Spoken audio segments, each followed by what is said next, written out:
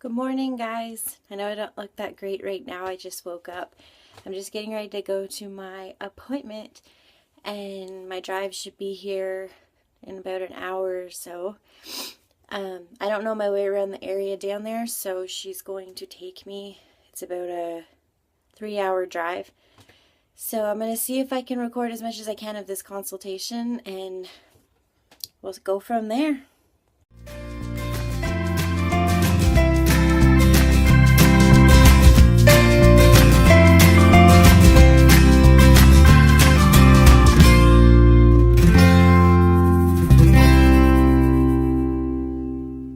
Okay guys, I'm all ready to go now. I just thought that I would sit down just for a second and tell you that I am so nervous.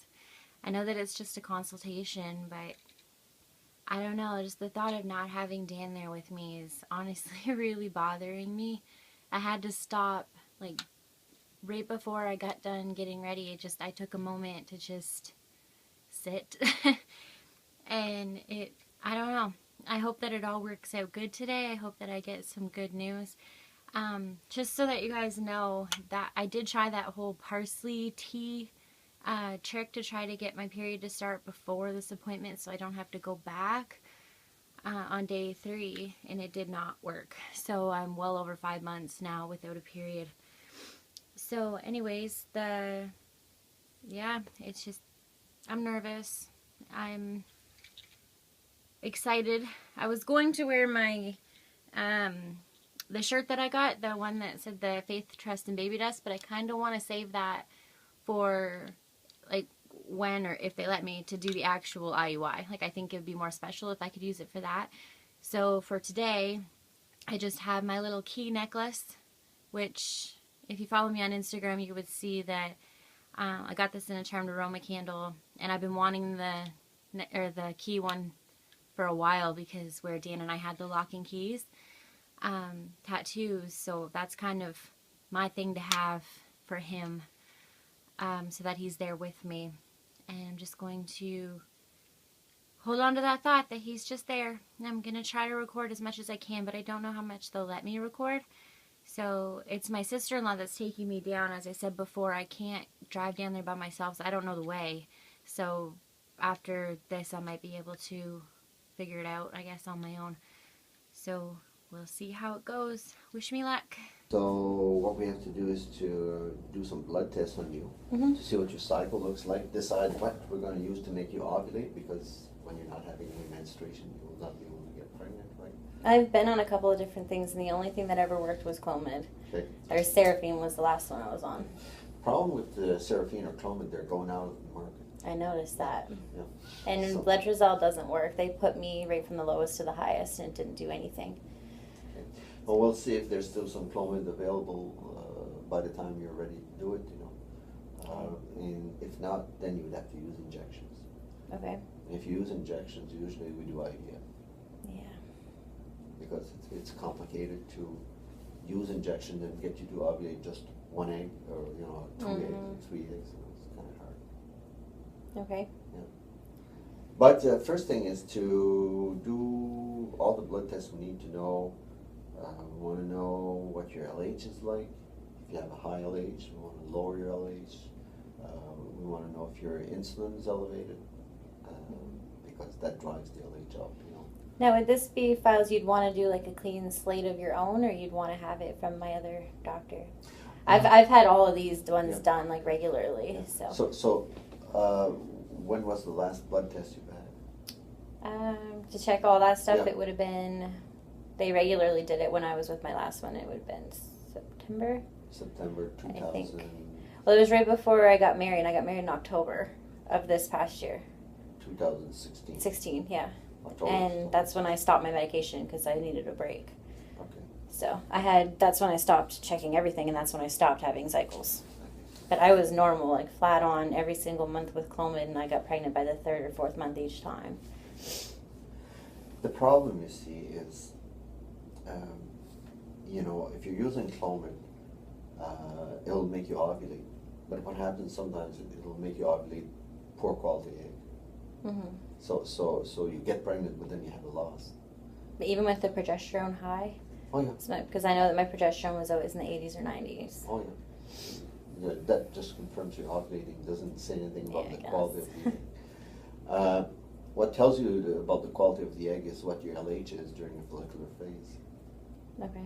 You know, the phase before ovulation, the LH should be low, shouldn't be high. And people that don't ovulate very often have high LH. LH is the hormone that makes the egg go from 46 to 23 chromosomes. Okay. So what you have to do is, all your eggs are kind of in your ovary. They're packed in your ovary as 46 chromosome cells. Mm-hmm. And the sperm same thing. So it starts as a 46 chromosome cells, but in the maturation of the sperms, it becomes a 23 chromosome cells. Okay. And in the maturation of the egg, it becomes a 23 chromosome cells. So when you put 23 and 22 together, you get 46 chromosomes, like me and you and everybody. So you cannot have your LH high during the follicular phase. Yeah, I don't know. I don't know what the results were from that stuff. I said they made me redo all that when every time I'd switch to a new type of doctor, they'd make me redo it all. Well, we'll probably have to redo it again. Yeah. So once we know that if your LH is elevated, then we have to find a way how to bring it down. And, Okay. And very often it's because your insulin drives your LH. If you're resistant to insulin, so we measure your insulin, your fasting insulin, if it's high. When I had that done before, that one was normal. Your fasting insulin was normal? Yeah, all that stuff was normal. Okay, that's more complicated, because if we can't lower the insulin to get the LH down, then what you have to do is you have to block the cycle with the pill, for example. So then your LH falls because you're on the pill, but then we have to see if the LH stays low. Okay. In the next cycle. And very often it won't. In other words, it'll be blocked during the pill, but then when you stop taking the pill, the LH rises again. Okay. And then we have to go, if that is the case, then we have to go to injections. So the same reason we would go for injections if you can't get Clomid, we would go to injections because your LH is too high in the follicular phase. Okay. But when you're on injections, then your pituitary is blocked. We block the pituitary, so you don't have any more LH or FSH coming out. But then you have to take injections of FSH and LH to get the follicle to mature. Okay. And then we trigger ovulation. But as I say, when we're doing injections, it's hard to give you just exact dose. It's going to make you ovulate 2, 3, or 4 follicles, not more, okay? Mm-hmm. Because if you have more than that, we have to cancel the cycle. Yeah. And that's what happens very often with injections, is you overstimulate and then we And I know that even with just Clomid, I was on 50 milligrams, and I was responding perfectly, so they never wanted to out me. I respond extremely sensitive to that. Sensitive, yeah. So for that reason, that's why I say it would be hard to get a stimulation with the idea of doing it in insemination. Mm-hmm. But what happens when you do a stimulation with injections, and let's say you have 10 eggs, or you have 15 eggs, doesn't matter, because you get all the eggs out. Yeah. So you get all the eggs out, you fertilize them outside, and then you just put one embryo back in. Mm-hmm. This way it can assure you that you're not going to get... Yeah. No, I understand that. Yeah. Okay, well, the way to start is to do your baseline hormonal profile. Mm-hmm. And then see what the hormone looks like, and then decide how we're going to do this. You can do all that right here today? No. Some of it? Not much of it. I know. Because this has to be done, like, for example, on day, we have to trigger menstruation first. Yeah, I was kind of hoping that I could get my doctor to help me with that before, but she's on vacation. Yeah. So we would give you Provera, trigger menstruation, do a day 3 blood test, then do a day 8 blood test. Now, can any of that be done from up where I live? Oh, yeah. All the blood tests? All the blood tests can be done. Okay. I just wasn't sure how that worked. Yeah. Okay. So, do you have any questions? Today you're going to meet the nurse. Mm-hmm. And she's going to explain to you what we're planning to do. She'll book the test for you, and then wait for the results, and then meet you again and finalize. So my next time when would I be coming back here? You'd be coming back probably once we've completed the investigation, probably we'll have to sit down again and finalize how we're going to do this. So would it be like on the day 3 or after? No, it could be any day. It's just to come and say, okay, are we going to be able to have Clomid for you or not? You know, is Clomid still going to be available? It's really coming down to almost. Yeah, like what are they going to start to use after Clomid's gone? There's only letrozole. It's the only thing they have. So, and that doesn't work for me. How much you use? 5 milligrams? We went up to 7.5. It did nothing. At all. Well, if that doesn't work for you, then you have to go to injections. There's no. Jeez. That's crazy. So, do you know why they're getting rid of it? Is there any reason? I think they're saying it's a production problem. I think that's not. I think that's what happened with the Clomid brand. Yeah. And then that's why I had to switch to the Seraphine brand. Yeah. It must be happening with that too. Yeah. No, I think it's because the fear that they're going to have problems with it. Because there are some studies that have shown that people that use Clomid repeatedly tend to have higher rates of congenital pneumonitis. Okay. Clomid stays in the circulation for about 40 days. Compared to letrozole, it stays in the circulation for about 1 day. So if you're using something that's lasts 40 days, well, it means that the second time, you'll say you take it a month, you know, and then you take it 30 days later for your second cycle, there's still some medication in the circulation. So you're adding up. Well, that was one of the months that I got pregnant, was off of a break one. I did it for 3 months, and then the month I was off it, I got pregnant because I had like a carryover effect. A carryover, yeah. So, yeah. So I think that could be the reason why they're pulling it out. Okay. So yeah, any questions? I wish I could do a lot of this from up home. Well, like even like Skype or phone calls or something. Yeah. Well, your blood tests can certainly be done that way. When we get the results, yeah, we can. You know, I can't phone you. There's no problem. But at some point, we'll have to. Okay, so because I know that if we could do it that way, it'd be so much easier, and then you could just tell me, okay, we'll come in on this day, and maybe that would be the plan. Yeah. Or I don't know. It's hard to get down here. Okay. Okay.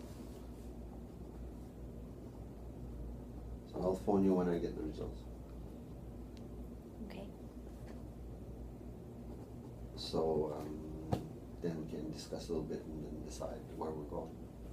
So that can be discussed on the phone, or when I'd have to still come in? Well, you know, let's say we've done all the tests and we say, okay, your LH is up, and let's say your insulin is up, okay? Then I'll say, okay, well, we're going to get you to take metformin, some medication, diabetic use. Yeah, that's the one that didn't work for me. Yeah. That didn't do anything. Well, they didn't say that I had to have it because my insulin was fine. They just thought that maybe that would help ovulating. Yeah, no, if your insulin is normal, we're not going to get you to take it. But if your insulin was high, for example, that's the first thing I would tell you. Okay, take metformin, and we'll remeasure your insulin. Okay. And when your insulin is down, this gives us a better chance that your LH is going to come down. Okay. But if your insulin is normal, it's useless. So. And doesn't PCOS cause the LH to stay high? PCOS is just a term. It doesn't mean anything. Okay. PCOS just means that there are numerous follicle in the ovary. But some normal people have a lot of follicle in the ovary. Well, that was my only problem is I had that, plus because I was seeing an endocrinologist and he did a lot of tests on me to find out, because I've got like the male pattern, like hair growth and all that stuff too, and it all kind of lined up to that issue. Yeah. Really, the term should be anovulation or chronic anovulation. That's what it is. That's what the problem is. PCOS only means that there are many follicles on the ovaries, but you know, there are normal people with a lot of follicle in the ovaries, and they ovulate, and their LH is normal. What's important is that one, do you ovulate or you don't ovulate? Okay, and when you're a long period of time without menstruation, it means you're not. This is the longest I've ever gone without. Like even before I started on Clomid, and even on my break cycles from it, I would go maybe 2 or 3 without at the most. Okay. But I have been kind of going through a stressful time right now, so I thought maybe that was contributing Yeah. somehow. Is your weight changing? Not really, no. No. I've gone down actually some. Okay. So even before when you're ovulating, without any medication? I never did every month. It would be like, I would still, like, maybe it'd be on day 40 or if I wasn't on any medication. Did you have the impression you were ovulating? Did you have premenstrual symptoms? I've always been able to tell, like, when I am actually ovulating. I always got the one side of pain, and I always got, like, the... That's not a very good sign. But even, like, the... Premenstrual symptoms. Yeah, like, it would... And my boobs would always start to hurt, not, like, the one day after. Like, exactly one day after. And I chart on my, like, my phone so I can watch when I do. Yeah. And it's always... Everything starts one day after. Okay. It's a little quick. But sometimes it's not until... But on Clomid, I don't get any symptoms until maybe 7 days past. Yeah. Usually the best symptoms to watch for to see if you're ovulating is premenstrual symptoms. In other words, just before you get your menstruation, your breast will get sore, you get mood swings, you get bloating. These are the signs that tells you that you're ovulating. Pain around ovulation is not a good sign. Well, I just mean that that's how I know the actual ovulating part, because it seems to line up properly with my chart. But right before my period starts, I always get all of that. So it lines up. Okay. Well, anyhow, we can get you to meet the nurse today so she can start booking the test. Okay. And then once we have all this test back, I'll give you a call and tell you where we are. Okay. Works for me. Okay. Alright. Follow me. Okay. 5-6 weeks. Miscarriages. So she has chronic anovulation. Was treated the 2 pregnancies, one with COVID. And after those miscarriages, she lost her husband. So now she's alone. She wishes to become pregnant. She wants to use a donor sperm. So we have to give her all the information about using donor sperms. Okay. Okay. And then the second thing is we're going to have to get her to ovulate because for now, how many months? 5. 5 months she has had no menstruation. So we need to do an ovulation type of profile on her. And then when I get the report, I'll give her a call to tell her where to go from there. Okay. So there's 2 things to look for. One is start to look at donor sperms. And the other thing is, but you may want to wait till we have the anovulation thing covered, okay? Okay. The reason I'm saying this is that, let's say the final thing I tell you is, Cheyenne, I don't think we're going to be able to do this without using injections, and you say, I don't want to use injections, so I mean it's useless to have the sperms if you're not going to use them. Yeah. You see what I mean? I wouldn't buy any. I would just maybe look around and see prices and stuff. Sure, yeah. Yeah. Okay. Okay. Good. Hey guys, so I kind of forgot to end the video. My phone died right in the middle of talking to a financial lady, I guess you could call her. I'm just sitting in front of my computer right now getting ready to upload these clips and try to clip them down a little bit because I did end up recording the entire thing, but I don't think that I can post that long. It might get a little boring. So anyways, I guess as of now you would have already seen it, so I hope that it did give you lots of knowledge and you could learn some. If you couldn't catch all of it, the plan is, I guess, they want a clean slate of all of my bloods. So I did get the Provera. I'm going to start it tomorrow. And when I eventually get my period, hopefully it shows, I call them on day 1. I get my blood work done day 3. And I think it's day 7 and day 21, or I don't remember exactly which ones, but I have like 3 or 4 blood tests that I have to do. And then he's going to call me with the results from all of that. I'm not going to take Clomid or anything during that time.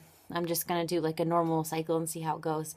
And if I don't start again by the time he calls with all the results and stuff, he'll just, everything looks okay, he will put me back on Provera to start a period if I don't ovulate, which probably won't. And then start from there, do the Clomid, and then do the IUI. with the donor. But he did tell me that Clomid is going, well, Clomid's already gone in my area, but Seraphine is the one that I was using and people use. Seraphine's going too, which he explains. I'm not sure if I got a good clip of that, but he, apparently it's not good anymore. And people use, they're having better luck with letrozole, but letrozole doesn't respond. Like, I don't respond to letrozole. So he said that he gave me the prescription to order the Clomid early, because if it is gone, the only thing that they can do for me is the injections. And if they can do injections, that means that they have to do the IVF. I can't afford IVF, unfortunately. I wish I could, but I can't. So I guess that's kind of the plan. So we're just going to go from there, see what happens. I will start the pills, and I'll update you here in about probably another week or so and let you know how I'm feeling, because I know that I hate Provera. It does not treat me well. So I'm going to try to keep you updated every bit of the way now that things are kind of moving along. I at least have somewhat of a plan now. That traveling was very hard. It's a long ways away. I'm pretty exhausted, so I'm probably just going to finish this up here and then head to bed. So I hope you guys have a great night or day whenever you see this.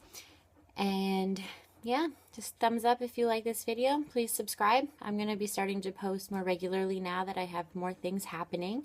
And comment down below if you have any questions that I may not have fully answered, or if you just want to know anything.